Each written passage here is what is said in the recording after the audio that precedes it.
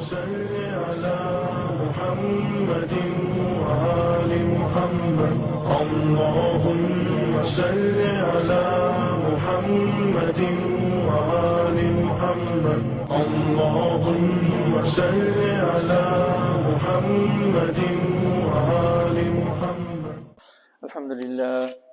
الحمد لله وكفى. الحمد لله نحمده ونستعينه ونستغفره ونؤمن به ونتوكل عليه ونعوذ بالله من شرور أنفسنا ومن سيئات أعمالنا. من يهده الله فلا مضل له ومن يضلله فلا هادي له. ونشهد أن لا إله إلا الله وحده لا شريك له. ونشهد أن سيدنا ومولانا محمدا عبده ورسوله. أما بعد فأعوذ بالله من الشيطان الرجيم. بسم الله الرحمن الرحيم.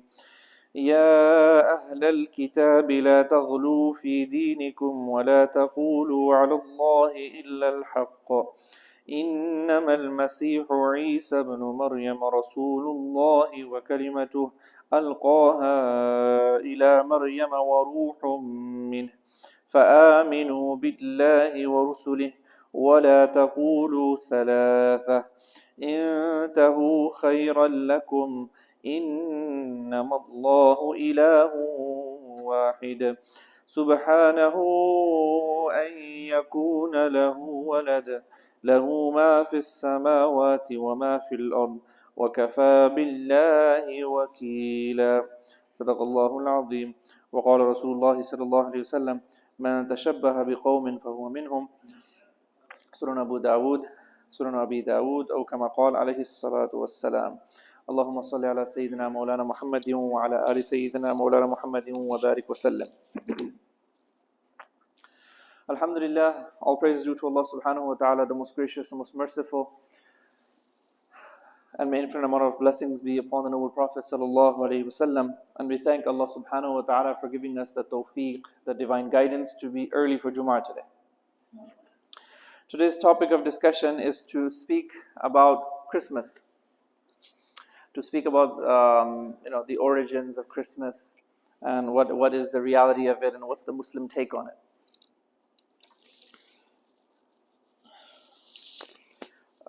There was a priest. He used to attend the lectures of one of our scholars, and he's still alive. May Allah subhanahu wa ta'ala elevate his ranks.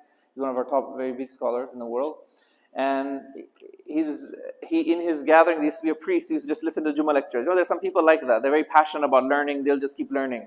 They'll learn about this. They're very passionate. And just remember one thing about that. There are some people who are very well read, and they've read a lot. But does that mean that they're going to be guided? Doesn't have to be that. Sometimes you could have a guy who's well read, but he's not guided. He's on the wrong track. And there could be just some gentleman who's very little read, but he's still on the right track. Because hidayah is in the hands of Allah subhanahu wa ta'ala. Allah subhanahu wa ta'ala shows the straight path. It's His greatest gift if He shows you the straight path. And that doesn't come with too much reading or less reading. It's about if God blesses you with that path. You have to be sincere. Many times you meet people, they're well read. They actually amaze me by how much they read. They read more books that I wish to read on Islam. They've already read them. There was actually a person I met the other time. He was actually more read than myself. So I was having a meeting with him. And he was more read than myself. He had read all the books that I wanted to read. He's already read them. So in that meeting, I was like, wow, man, you're an encyclopedia. I need to hang around with you more often. But later on, it turns out the man was Shia. He had read my books. But see, he had read the books I wanted to read. But I was liking his encyclopedic knowledge that he could quote different places. And I loved that. But then I later on realized that he had a mental issue as well. May Allah subhanahu wa ta'ala cure him. May Allah subhanahu wa ta'ala cure him, and at that moment, maybe it could have been his mental stress, but he was inclined towards the Shiism. So, being a lot of books and doesn't always mean hidayah. May Allah subhanahu wa ta'ala keep us on the straight path. And may Allah subhanahu wa ta'ala guide us along the straight path. As Muslims, when you're praying in Surah Fatiha, you're asking to be guided along the straight path. So there was a priest, he used to attend the lecture, the Jummahs of one of our big scholars of Islam. So the Sheikh asked him, can you tell us about Christmas since you're a priest and you're always been attending the masjid, listening to Islamic lectures, so why don't you do some research on your... So he's like, okay, give me a few days, let me think about it. Let me quickly do some research. What does Christmas have to do with my religion?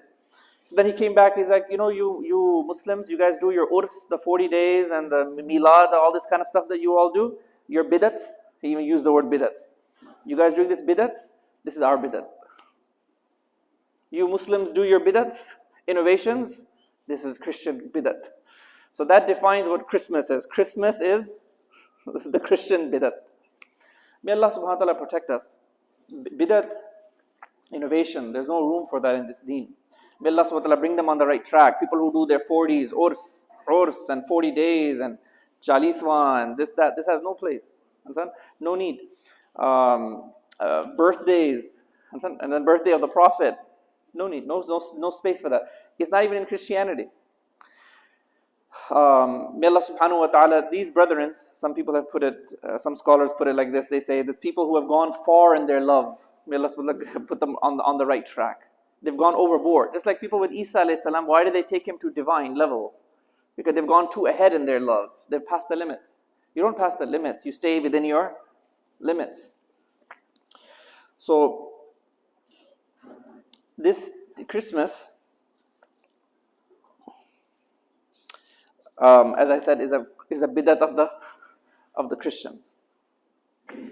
Two issues with it from the Christian point of view is that number one, even whether he died, or the Orthodox Christians will tell you that it's not even confirmed that Isa alayhi salam was born on and during this time. Okay, they're more inclined to think that he was born around March or August, more around springtime.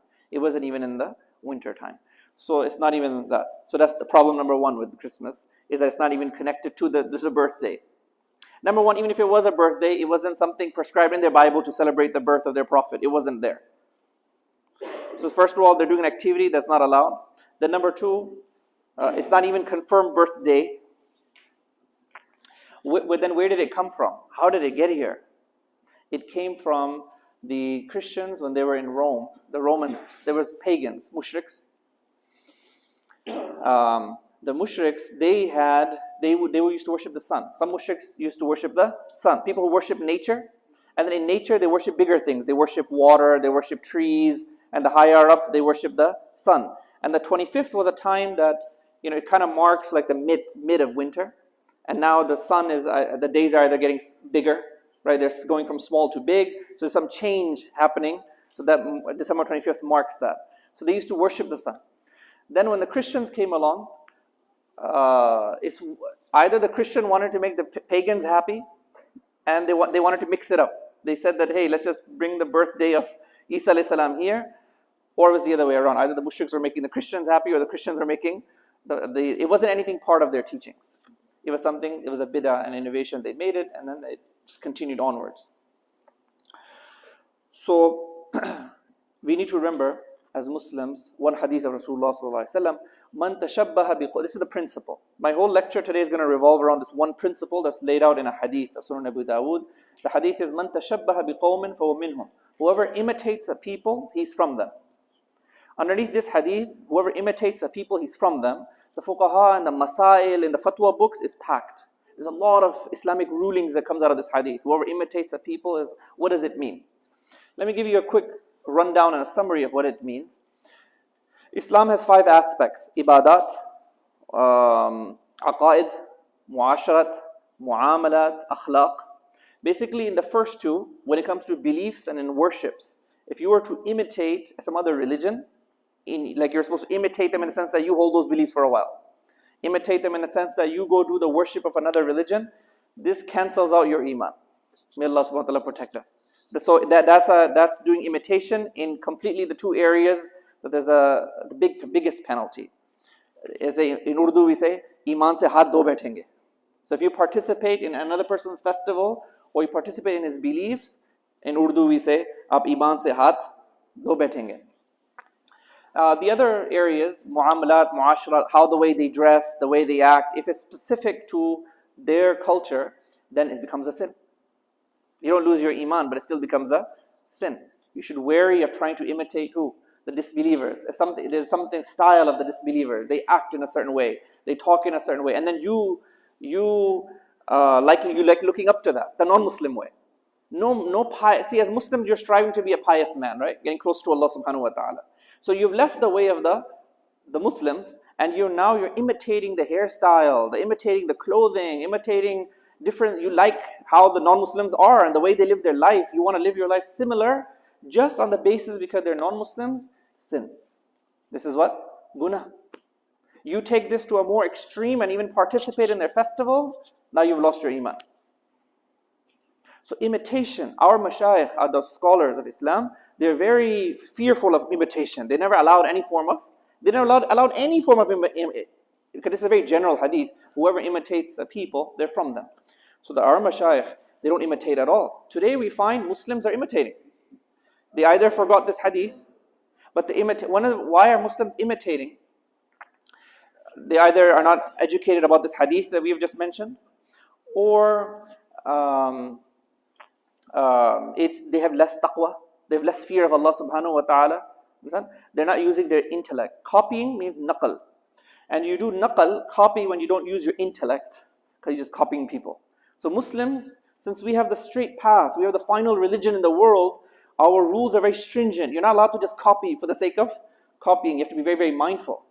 If you're purposely copying the styles and the way of life of the non-Muslim because you're impressed, then it can become sinful, and our mashayikh would stay away from that. May Allah subhanahu wa ta'ala give us the tawfiq to realize this and also stay away from it. So let's give some examples here. Let's just say around this season you have, if it's absolutely necessary, maybe you're working in an environment, non-Muslim environment, and they've given you some gifts on Christmas. So you're not allowed to give a Christmas gift back, because that would be participating in their holiday. That would be the wrong imitation. It'll be haram. So what you could do is that you could, maybe not on the 25th of December, but away from that, the fuqaha explain, that you can give a gift, but don't give a Christmas card. Don't give any symbol of, any jingle bell, understand, any sock, red color. Avoid these. Just give them a yearly gift. Your neighbors, non-Muslims, because Muslims are told to have good relations, yeah? And we keep them on have good akhlaq with our, right? So that we can show them the beauty of Islam, our non-Muslim colleagues. And so if you gift them, our mashayikh used to gift them. They would even give them yearly gifts, the neighbors. The non-Muslims, they knew, they would give them gifts. But give it another name. Maybe call it New Year. Year 2023, this is your gift.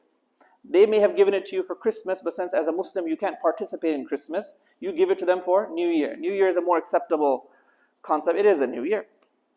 So you gift them for that. Make sense? So you don't imitate the Christmas gifting. Another example would be, which holiday is it that you have to make the turkey? Thanksgiving. Okay. So in that, Thanksgiving. So now that also belongs to a different, cooking it on that day. So if you get a halal turkey, and on that eve, when the non-Muslims are celebrating they're having their celebration, for you to have a halal turkey on that day, it'll become haram. The whole year have halal turkey is okay, but you only had halal turkey on Thanksgiving. Now you're imitating, and then you had put the same sauce, and you brought the family to. See, now you're imitating their particular. Now let's just say Christianity disowns it. Christianity doesn't have anything to do with Christmas either, right? If you ask the Orthodox. So let's just say they disown it. It's still not part of the Islamic culture, is it? Let's just say it doesn't belong to Christianity, Thanksgiving. So who does it belong to? It doesn't belong to us, right? It belongs to the secularists. It belongs to the liberals. So that's still another religion, understand? So it could still fall under no area. Muslims do not participate in the festivities of other religions or worldviews. Everyone understands? So we have to completely abstain from that. We don't actually imitate in anything, as I mentioned. You're not even supposed to imitate in your hairstyle. But when it comes to beliefs and worships, it becomes more important for us to be vigilant. Another example, birthdays. Does Islam have a concept of, was it a sunnah of Rasulullah to celebrate birthdays? So where did it come from? Actually, the origins, the one I have read, the origins, that it comes from Satanists. The idea of putting candles on your cake and then blowing onto it and then making a wish. Whose religion is that? Who said कि दुआ कबूल होगी? Muslims have दुआ कबूल होगी. मुसाफिरों की दुआ कबूल होती है. रोजे से पहले दुआ कबूल होती है. ये किसने कहा है कि बर्थडे के दिन केक रखेंगे और ऊपर कैंडल लगाएंगे, फिर you blow on it, फिर दुआ कबूल होगी? Who said that? So this belongs to someone. The only origins we don't find it in Christianity. Birthday's origins we find in Satan's, more connected directly to the shaitan. So as a Muslim community, we need to realize, understand? Now, I mean, we don't know. Sometimes realities of things we don't know. Only Allah knows, yeah? Let's say it belongs to no one, then fine, it'll be a big guna. Let's assume that birthday belongs to a religion, then it will wipe away your iman. So the penalty either goes to sin when you imitate, or on the worst case scenario, it turns into you losing your iman. So as a Muslim, do you want to take these risks? Life is short. We have such a great deen.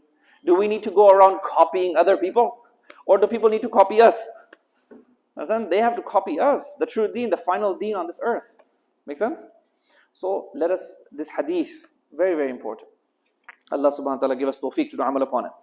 Look, there's one religion, they wear black on a particular Friday. Who is that? There's one day of the year they wear black. Who? Shia. Right? In Shiaism, there's one day they wear black. Now if you were to dress black on that day, it's haram. It'll become, again, and now as far as, did you lose your iman? And well, that just depends on, sometimes some of these things only Allah knows. Our mashayikh, our scholars don't imitate at all. So if somebody's, like if you wear black, it's okay, right? Black color is a fine color to wear. But then you don't wear it throughout the year, you wore it only on that specific day, where the Shia religion wears it. Now it could either become a sin or it may make you lose your iman. Because why'd you wear that? Why you copy them? Why you copy the religious activity of someone else? Unacceptable. Is today's lecture difficult or is easy? Everyone's understanding the points? This is all based off one principle the Prophet gave us. Whoever imitates a people, he's from them. So absolutely unacceptable. Everyone's got that? Now I have a story. Should I tell you a story, or you all don't like stories? You all are busy people. Okay, I'll tell you a story. True story. Hazrat Gangohi rahmatullahi alayhi, he was a very big sheikh. He had a teacher, a student of his, who was also a teacher at his school. This is a story to tell you how our scholars were wary of not imitating anyone else. His student he was coming to visit the sheikh. He came from a particular street. The sheikh noticed that he came from the street, that it was festival time, and it was certain group, maybe a different religion or bidatis, who would go from a particular street. And he noticed that his student walked on the same dates through that street. Then when the student came into the teacher's majlis, the teacher didn't look at him.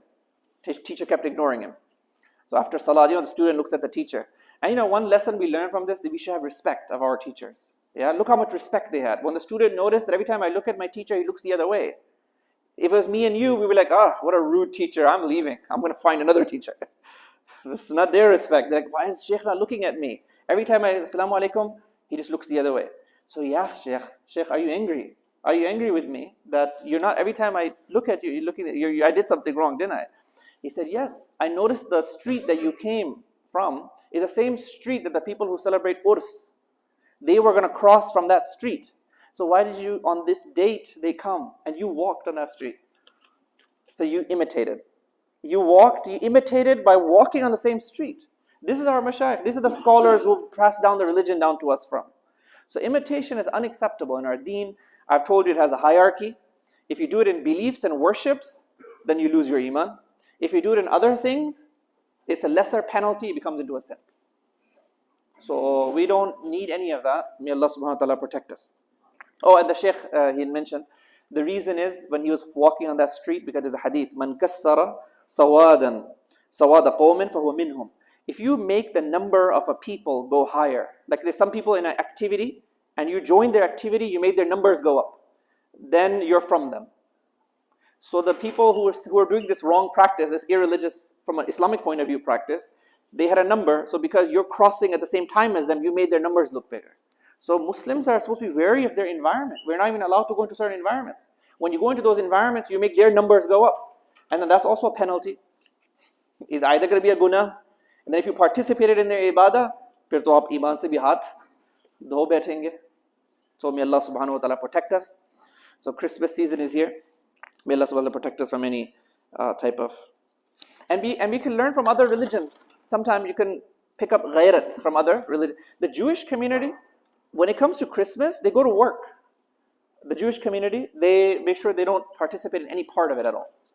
So we can learn from them that Judaism is not the final religion in the world, but even they're taking such a stance that they got to make sure they go back to work on like that. So, but anyways, I'm not against going to, although at our madrasa we also cancel times off during these times. We make niyyah that this is winter break, that we're in winter break. These are national days off, holidays. So if you're taking time off to spend time with your family, it's fine. All we're saying is that don't participate in the Christian ibadat or festivities. Don't participate in any of that. As far as you getting together with your family, no problem. It's all encouraged because life is so busy, rat race. We need more of that. Families getting together. Is my message clear today? Or there's some confusion? Okay, if there's confusion, you should always ask after. Not now. You should always meet afterwards. And you should understand. May Allah subhanahu wa ta'ala give us tawfiq. And so this time we should with our Christian brethren, may Allah subhanahu wa ta'ala guide them to the straight path. Say Ameen. Allah subhanahu wa ta'ala, the Quran being a miraculous book, it addresses the what has happened to Christianity, the beliefs that they have come upon now. The Quran directly addresses that. Right? The Quran tells them that your beliefs, they are not the beliefs of Isa alayhi salam. You've kind of changed them, and then the Quran directly addresses that. So that's the miraculous nature of Quran. Look what the Quran says. Ya Ahl al-Kitab, O people of the book, La taghlu fi dinikum. Don't cross the limits in your religion. وَلَا تَقُولُوا عَلَى اللَّهِ. And don't say upon God except the truth.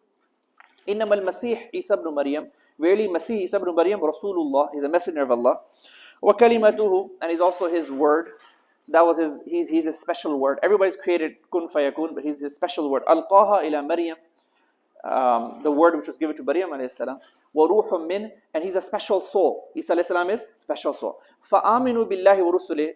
So these ayats in the Quran, they're for the Christians. So it's mine and your duty that we reach out to our Muslim brethren and say, hey, have you looked at the Quran and what it says about Isa alayhi salam? Right? So we should actually, if the Christians were to look at what Quran says about Isa alayhi salam, just the translation, it's very moving. It can move a Christian. All their hidayah is right there. They don't need tafsir. When a Christian looks at the tarjama of Surah Maryam, some of the ayats about Isa alayhi salam, they just need translation. They don't need tafsir. And it will just open up their eyes because the Quran is directly addressing exactly, and that's actually a miraculous nature. That look how Quran is relevant. It's so relevant that the problem they have, it can be addressed directly. It says, وَلَا تَقُولُوا ثَلَاثَ. O Christians, stop saying three gods. Stop saying three. Intahu, stop now. See, look how the Quran is addressing. It goes, stop saying three gods. Intahu, stop now. Khairan lakum, it's better for you. So as the Christians, during Christmas, this is their bidat. It's not part of the Christian religion. Yeah, this is like a bidat of the Christians. We remind them of these ayats. May Allah subhanahu wa ta'ala guide the Christian brethren to Islam. Say Ameen. Inshallah. So and you tell them these verses. Intahu, Allah subhanahu wa ta'ala is telling you, you stop saying that there's three gods. Innama Allah ilahu wahid. Allah subhanahu wa ta'ala, your Lord is one Lord. Subhanahu, pure He is, and yakuna lahu walad, that there be a child for Him. Also, this idea of saying Allah subhanahu wa ta'ala has a son, this is actually blasphemy in the Quran. And this is one of the worst forms. Allah subhanahu wa ta'ala doesn't like that at all. This is like a worse attribution to Allah subhanahu wa ta'ala that He has children, na'uzubillah. So this is addressed many places in the Quran. Allah subhanahu wa ta'ala says in one place, تَكَادُ السَّمَاوَاتُ يَتَفَطَّرْنَ مِنْهُ. That this is so terrible. Allah subhanahu wa ta'ala is very patient with human beings, right? When we do wrong, does Allah subhanahu wa ta'ala, what does He gives us time. Allah subhanahu wa ta'ala is Al-Halim, He's As-Sabur, right? He's giving us time. But it says, but this thing that Allah subhanahu wa ta'ala has a son, Allah says, تَكَادُ السَّمَاوَاتُ يَتَفَطَّرْنَ مِنْ فَوْقِهِنْ, is that the heavens should burst open. يَتَفَطَّرْنَ مِنْ وَتَنْشَقُّ الْأَرْض, the earth should just split apart. You human being, you're saying Allah subhanahu wa ta'ala has son of God. What proof do you have that He has a son? Does that make sense? So these are very relevant verses, just translation of the Quran, that if we share with our Christians, they'll be like, wow. They'll really understand that, it's our beliefs are addressed here very directly. Okay, it's mentioned that. And elsewhere in the Quran, إِذْ قَالَ اللَّهُ يَا عِيسَى ibn Maryam.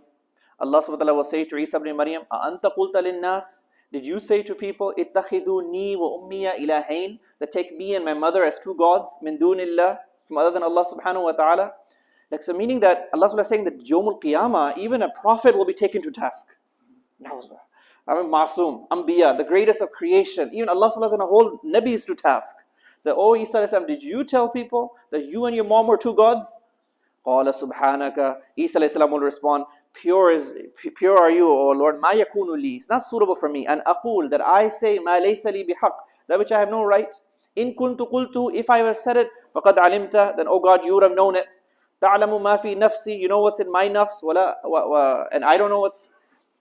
Innaka anta allamul ghuyub, you know all the matters, even the hidden ones. So like that. So these are the ayats that if you were to share with the Christian brethren, this will open up their eyes about the wrongs, right, that they are upon, and it will get them closer to Hidayah. So Allah subhanahu wa ta'ala give us tawfiq that during this time we could share these ayats with our brethren and bring them to Tawheed, bring them to oneness of Allah. Tawheed, every ayat of the Quran is Tawheed. It brings you back to Allah subhanahu wa ta'ala. So it's our duty that we reach out to them, especially those people who you interact with, and you share some of these verses with wisdom, inshallah. May Allah subhanahu wa ta'ala give us tawfiq to do amal. May Allah subhanahu wa ta'ala keep us along the straight path. May Allah subhanahu wa ta'ala protect us from bid'at, innovations. May Allah protect us from ilhad, subtractions from religion. May Allah guide us along the straight path. Wa akhir da'wana alhamdulillahi rabbil alameen. Subhanallah wa bihamdihi subhanallah al-azim.